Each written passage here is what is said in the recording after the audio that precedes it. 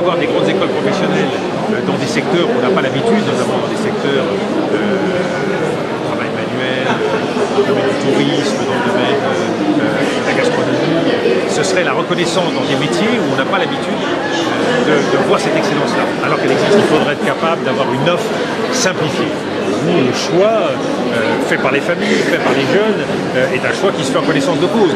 Là, je sens, dans beaucoup de cas, et c'est ce que je vois sur le terrain, des élèves qui s'engagent à tâtons, qui ne sont pas sûrs d'eux, qui sont parfois déçus, il y a des retours en arrière, il y a un gâchis très grand sur des filières qui sont des filières tout à fait excellentes. Quand on compare, par exemple, le secteur de l'apprentissage en Allemagne et en France, on voit qu'on a 200 000 jeunes qui sont concernés en France, là où il y a 1 500 000 jeunes en Allemagne, parce qu'ils ont un système qui crée une obligation, justement, de passage par l'apprentissage. Donc il y a vraiment des choix stratégiques qu'il faut faire, celui de la complexité, voire celui de l'obligation pour que tous les élèves puissent, avant de rentrer dans la vie active, avoir une expérience un peu concrète et conforter les choix initiaux qu'ils font.